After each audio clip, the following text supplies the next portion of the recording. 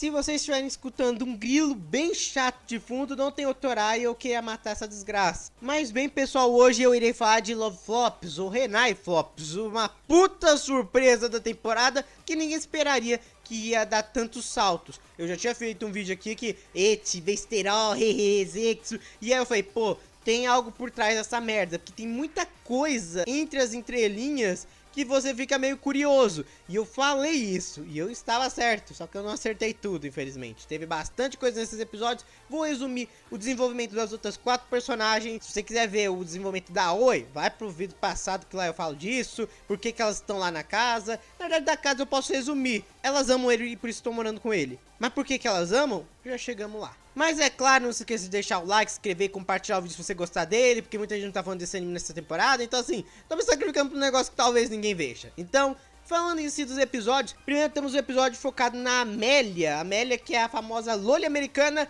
e ela, bem, ela tem que passar na prova de kanji, e ela é péssima em kanji. E os poucos kanji que ela sabe são só com putaria, é tipo kanji de penetração por trás, porta dos fundos, cara, 4, é nesse nível, eu não tô nem zoando. Tem bastante eti nesse episódio, não quero mostrar muito, mas é legal ver a evoluçãozinha dela, até que é bem fofo. Mas o importante é se falar que além dela realmente se apaixonar de verdade agora pro protagonista nesse episódio, já que ele ajuda ela muito, ajuda ela em todos os sentidos, psicológico e na prova, ele ainda dá um presente pra ela que marcou ela muito. E ela tem uma pequena memória dele mais jovem, mesmo que eles não tenham se conhecido, e isso vai ser importante mais na frente. O segundo episódio é focado na Ilia. A Ilia, na verdade, é o Ilia, porque a gente pensa que é um cara, fala que é um cara, cheira como um cara, é um cara, mais ou menos. Eles ganham ingressos para uma pousada de fontes termais, e isso aqui é um anime eti, tá assim, já sabe o que você pode esperar, fontes termais, anime eti, o que eu preciso falar? Só que é uma pousada especial que dizem que mora um Tengu lá, uma criatura mitológica. Não este Tengu, que é bem bonitona por sinal, não, é um Tengu mesmo, bichão mesmo. Então, eles vão acabando se dividindo no quarto das garotas e no quarto dos garotos, onde está o Ilia, que teoricamente é um garoto. Mas a gente vai descobrindo que Ilia não é um garoto, na verdade, ele é uma garota mesmo. Por causa do último desejo do pai dela e pelo fato que ele queria ter um filho desde o início, ele foi tratando ela com um menino e queria que ela fosse um menino. Então, mesmo após a morte dele, ela continuou cismada nisso. Deu até um pouquinho de dó dela, porque ela não sabia exatamente o que ela é. Ela mesma fala assim, tipo, o que eu sou, no final das contas. Rola muita coisa retardada. Ela, pra fingir ser um homem, coloca a máscara de Tengu pra tampar lá embaixo. E ficou parecendo que a menina era o Kid Bengala. Tipo, é a única coisa que eu posso falar, porque eu não vou mostrar a menina moto Kid Bengala. As outras garotas tentam espiar pelo muro, se assustam com a aparição do Tengu, que na verdade é a Ilia também, que tava querendo se disfarçar. E no final das contas, o Asahi acaba descobrindo que ela é uma garota, do jeito mais perturbador possível. Puta merda, não dá pra mostrar isso. Mas ele acaba apoiando ela, independente se ela queria ser um menino ou uma menina, faz porque você quer, se aceita como você é. Se ela quiser ser um homem, pode, tranquilamente. E se quiser ser uma mulher, você pode, você que escolhe. No final das contas, ela sentiu que deixava ela mais confortável. Ela queria ser realmente uma menina. Foi bem bonitinho esse episódio, mas tem dica também, ela tem uma pequena memória, outra memoriazinha do Asahi de novo, em outro momento da vida onde eles não se conheceram. E tem o fator que essa pousada era muito bizarra, era uma pousada mais sexy, etc. E aí tinha um monte de coisa bizarra, teve Tengu e etc. Mas a pousada praticamente muda de forma, como se quando eles estivessem ali, o roteiro tivesse mudado, entendeu? E bem na hora a Oi desliga a televisão pra que ninguém mais veja aquilo. Tá entendendo onde estamos chegando, né? O quarto episódio é focado na professora Bai Mongfa, que é muito legal, minha favorita. Pô, é uma professora gostosona que luta pra caramba, não tem como não amar. Mas a gente acaba descobrindo em seu passado que ela era o maior da vida. Não tô nem zoando, ela era uma assassina profissional, saía esquartejando gente até que ela desistiu dessa vida e foi virar professora e se apaixonou de novo pelo Asahi. Só que ela não sabia porquê e ela também tava meio confusa com as coisas que iam correndo. Aí o Asahi foi sequestrado, por algum motivo ele foi preso como se fosse por uma dominatrix e não foi ela. Mesmo que ela tenha aproveitado e tirado umas fotos dele naquele modo bem vergonhoso. E ela ainda fala que ele é fofinho. Vocês estão de sacanagem! Tadinho, humilharam o cara. Sim, é fofinho daquilo ser fofinho. Tadinho do cara, pô, não fala isso pra um homem. Nunca, nem se for realmente. 先生これで何を備えあれば憂いなしって言うでしょ。No final, a Asahi também ajuda ela já tava querendo ir embora depois que descobriram o passado dela, mas no final dá tudo certo, ele resolve isso com muito eti também, e no final ela acaba tendo outra memória com ele mais novo, tipo, ela é mais velha do que ele. Vocês estão entendendo de novo, o bagulho tá ficando cada vez mais estranho. E ela mesma notou que tinha coisa estranha no meio, mas nesse episódio ela se apaixona de verdade por ele, né? E aí a gente tem o último episódio que é focado na Karin, que é simplesmente um dos episódios mais loucos que eu vi no ano. Esse cara aqui, Yoshio, é o amigo do Asahi. Ele era um cara muito suspeito, como eu falei. Ele falava como se estivesse apresentando as garotas como se fosse uma loja ou um jogo realmente de visual novel. Ele era um personagem estranho do meu ponto de vista, e ainda é. E é realmente porque tem uma explicação lógica por trás disso. Mas, até aí, ok, pode ser um personagem estranho, mas o que acontece com ele nesse episódio é o ápice, porque a gente primeiro descobre que existe uma Mahou Shoujo, uma garota mágica na cidade que ajuda as pessoas. Tá bom, isso é meio estranho. Ela é movida a sentimentos fortes em relação amorosa. Pode ser do sentido sexual, pode ser só no sentido amoroso, sabe? E a segunda coisa, chega uma invasão extradimensional de bichos que atacam os homens para deixar eles estéreos. E como eles fazem isso? Explodindo e retirando os pênis e as bolas deles. Eu não tô zoando, gente. É um episódio focado nisso. E a Mahou Shoujo é a Karin, que ela só é movida daquele jeito. Ela fala, por favor, faz comigo pra eu salvar o mundo. E inclusive, se a grande máquina dele chegasse no 69, sim, a contagem para no 69. Olha a maturidade do cara, o cara já ri com mesa goza. Agora o número para no 69 não dá pra tancar, mano. Não dá pra tancar, pô, para no 69. Não vou explicar. Quem sabe, sabe. Acabou por aí. Mas o negócio do 69 é bem engraçado. Mas ela fala isso. Só que o episódio todo, pra deixar ela forte, não acaba dando certo. E o próprio Asahi fala que não quer tirar a virgindade dela, que tem que ser uma coisa especial. E não vai fazer isso por causa desse motivo. Então ele é? É. No final das contas, por incrível que pareça, ele age de maneira bem madura e interessante durante o episódio e acaba tentando se sacrificar pra ajudar ela. E aí ela se apaixona de verdade por ele, porque antes ela literalmente só tinha pensamento carnal, ela só pensava, tá, dane-se, vamos pro motel. Ela faz isso desde o episódio 2, mas aqui ela finalmente vai lá, tem um sentimento real por ele e ajuda a destruir a invasão alienígena dos caras do 69. E o Yoshio recupera as bolas. Parabéns!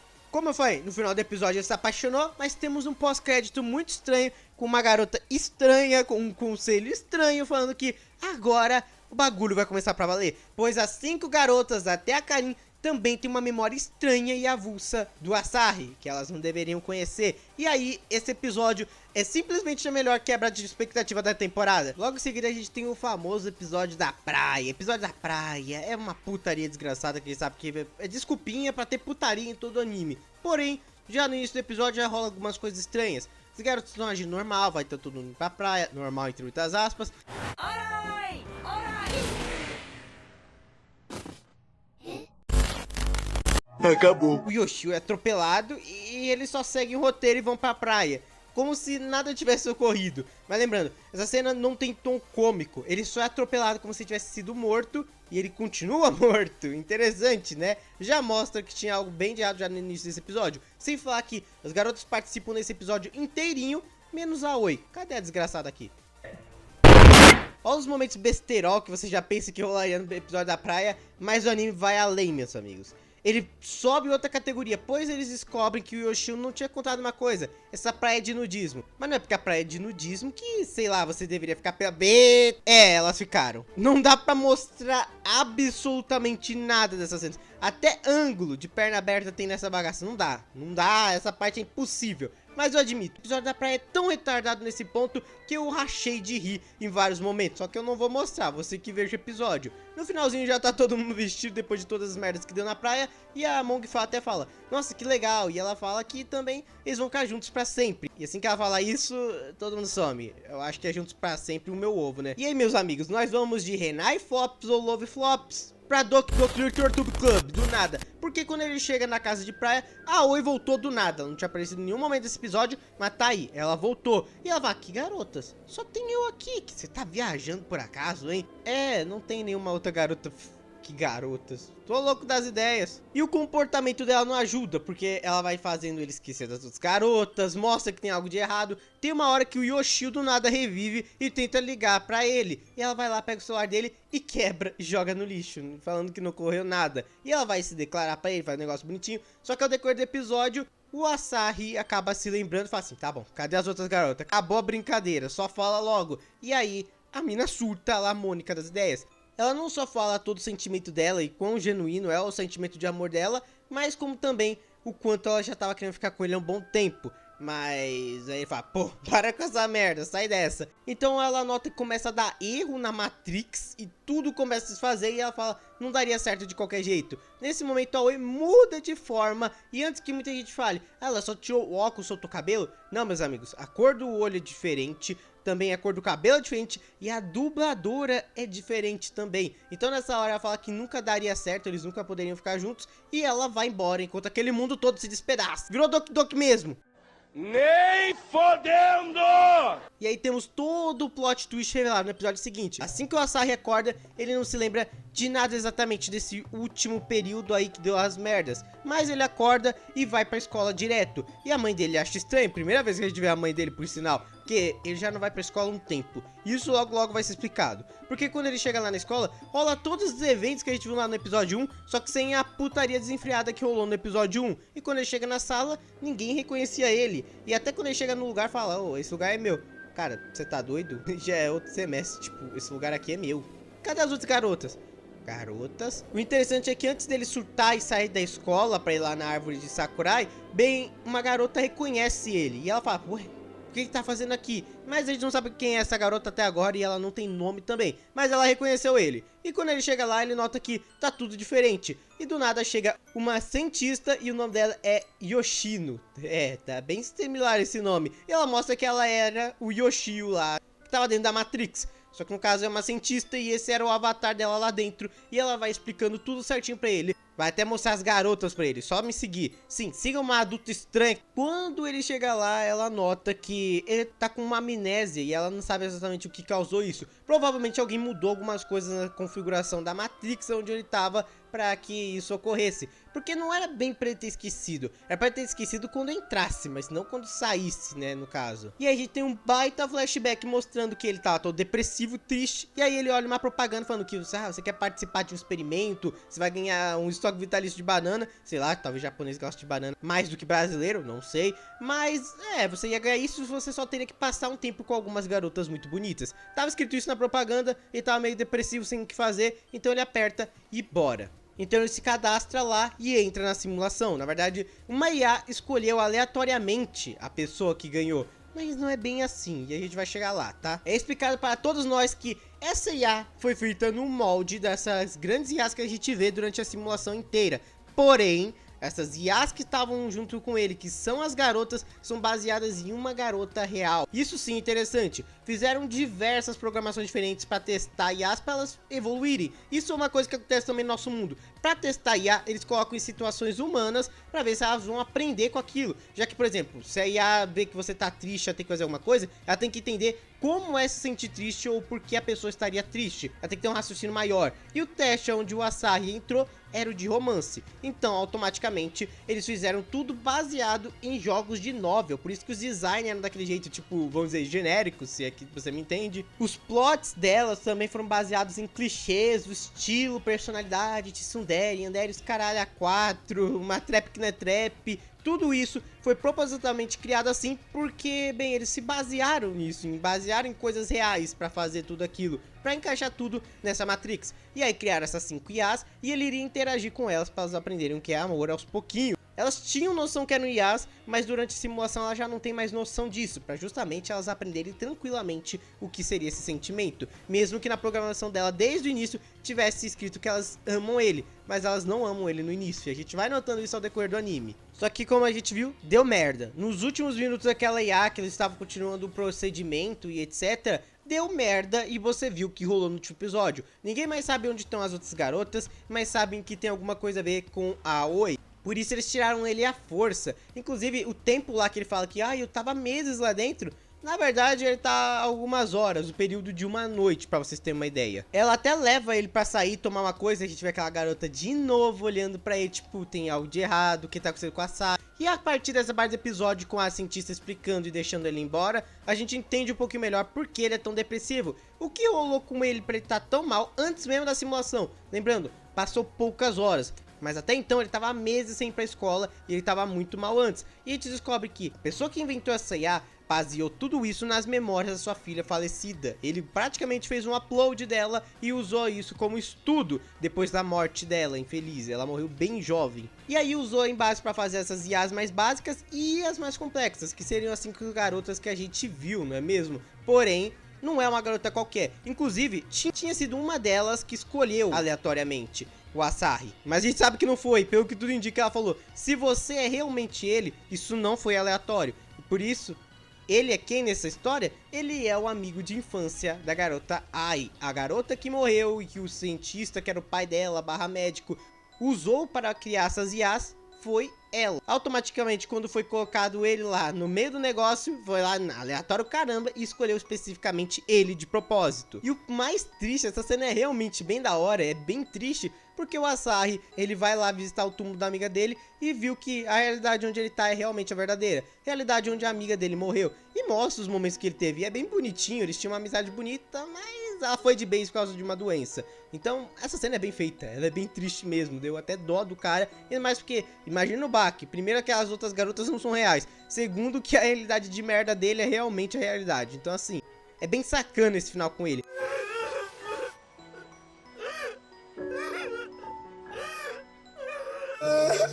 Mas não acabou, porque no final do episódio, a Aoi aparece no meio de um telão, não só de um, mas em todos os telões de celulares pela cidade inteira. E aí você fica, ferrou, era de Aoi.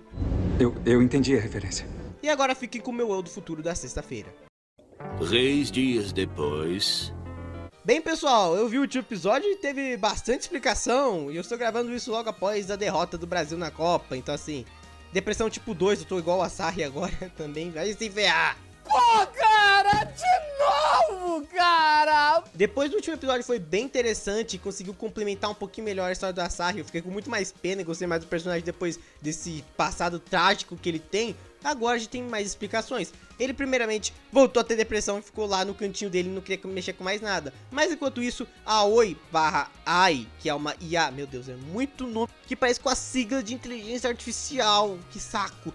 Mas a gente vê que ela tá meio biluta até das ideias e ela buga tudo durante alguns instantes, depois tudo volta ao normal. Mas assim, se ela continuar fazendo isso, vai dar merda. A gente também descobre da existência de um satélite que controla praticamente tudo, não só as IAs, mas praticamente um monte de programa. E nesse mundo, eles, assim como nós, são muito dependentes da tecnologia, mas eles são muito mais dependentes de inteligências artificiais do que a gente. Não que a gente não seja, tá? Mas vamos ser sérios, a gente consegue sobreviver. Agora, literalmente, se para aquele mundo sem inteligência artificial, tecnologia no geral também, lascou. Hospitais, mercados, tudo também vai parar de uma só vez. E isso é um grande problema, né? Por isso que a cientista vai lá visitar o Asahi e ela fala: nossa, esse quarto não é fedido como eu pensaria que seria de um garoto. Primeira vez que eu entro no quarto de um garoto. Olha, não tem revistinha Playboy embaixo também. Ela explica toda a situação do que o Asahi deveria fazer, porque tá tudo ligado a ele. Porque, bem, a Aoi tá mandando mensagem todo dia. A Aoi ou Ai, tá meio complicado entender nesse momento. Mas mandava uma mensagem todo dia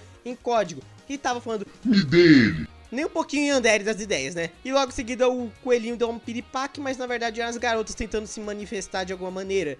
E não manifestou muito legal. Isso aqui é pra quem tem fetiche lá na Lara Croft, toda poligonal, né? Depois de uma pequena correção de bugs, elas voltam ao normal e explicam o que tá rolando. Que elas conseguiram escapar a tempo pra não ser apagadas, mas a Aoi ia matar geral naquela hora, só pra você ter uma ideia. Foi uma que notou e foi a outra que transportou elas pra outro lugar, praticamente pra que elas não fossem pegas. E elas tentam se comunicar com a Asahi, né, afinal de contas, elas gostam pra caramba dele, e agora elas têm plena noção que são IAs. Mas tipo, elas já sabiam antes, mas no momento do teste elas não têm memória disso. Mas já que o teste foi pra cucuia mesmo, agora dane-se, elas já sabem de tudo e elas estão tentando também salvar a Aoi. Inclusive porque a própria Ilia fala que ela já tinha notado que a Aoi estava estranha lá desde o episódio da Mahou Shoujo, onde em algum momento ela olhou pro espelho, onde eles estavam lá dentro fazendo coisas, atos libidinosos errados, e aí ela ficou com o olhinho vermelho e meio que bugou. Então não foi exatamente como a cientista acreditava que ela entrou nesse estado berserker dela. Nenhuma delas sabia responder como ela ficou daquele jeito, mas elas já notaram que desde aquele ponto ela tava estranha, né? Ela, sei lá, quebrou a quarta parede. Realmente isso aqui tá parecendo Doki Doki.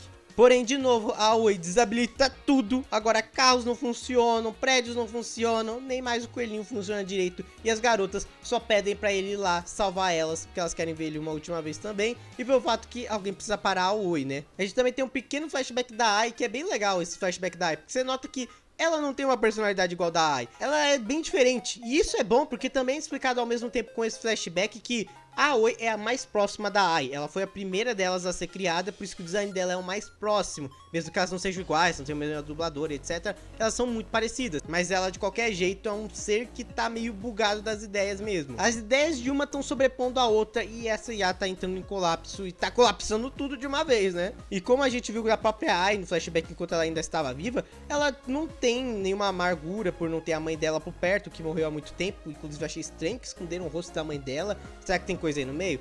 Não sei. Mas ela pelo menos fala que se ela tivesse um desejo de falar com alguém morto, seria só pra agradecer a mãe dela por ter dado a vida a ela. Então o Asahi, ele tenta fazer a mesma coisa que a amiga dele falou há muito tempo. Ir lá visitar alguém morto, se é que me entende. Entre muitas aspas, porque não é ela e ao mesmo tempo é ela. Então, finalmente no finalzinho do episódio, ele entra de novo naquele mundo e é cortado pra lá. Com a cientista também tendo algumas memórias mostrando que quem escolheu a temática romance especificamente para esse teste foi a Aoi também. Ela falou que, poxa, dizem que romance não existe, que é uma coisa só do cérebro humano, mas ela queria experimentar de qualquer jeito, vai que acontecia, né? Então ela também decidiu o tema dela, ela tá muito mais à frente de todo mundo. E agora a gente vai ter que esperar mais algumas semanas pra saber como vai terminar essa bagaça. Fala aí se vocês esperaram todos esses plot twists. É muito plot twist de uma só vez. Esse vídeo ficou enorme, vai dar um trabalhão pra editar. Muito obrigado a todos os membros aí. Se puder se torne membro. E vai ser foda editar. Fui!